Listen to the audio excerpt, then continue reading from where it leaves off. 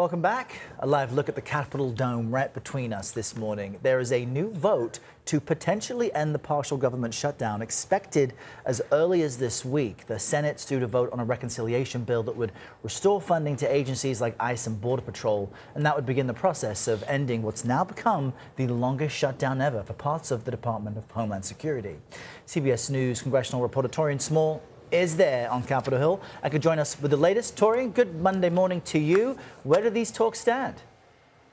So, Errol, right now we know that the Senate is looking to pass through that budget reconciliation package that would fund ICE and CBP. There's been a holdup on funding this Department of Homeland Security as House Speaker Mike Johnson put the brakes to moving that through his chamber until he get guarantees that Republicans on the other side of Capitol Hill were serious about making good on their promise to fully fund ICE and CBP through that partisan measure. The problem, though, here could be in the fact that there's an appetite to go beyond just what was originally proposed, which is funding those two agencies. A lot of Republicans are looking at this as their last opportunity to really force through President Trump's agenda before Democrats get the opportunity to potentially regain control of the House and the Senate, which is why they're looking at reconciliation as that vehicle. The problem, though, is that Leader John Thune wants to keep this, in his words, skinny, which is only funding for this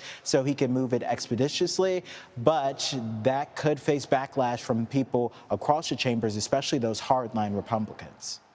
And Taurean, even if this vote passes, there's still some big obstacles in the House. Tell us about those challenges.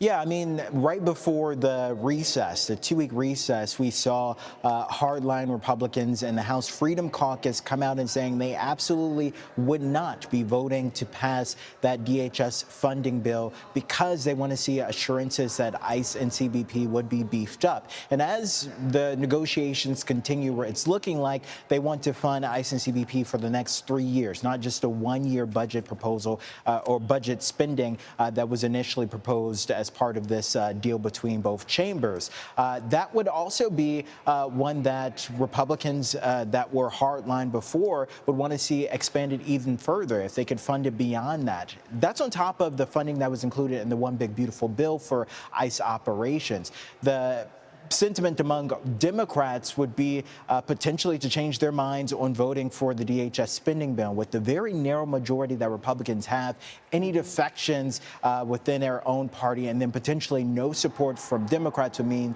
that that DHS funding bill would be dead on arrival. And this would mean this government shutdown, already the longest government shutdown, would continue. And to remind our viewers, this started February 14th, so it's been a very long time since this department was funded. Too long. Taurean, thank you so much. Thanks.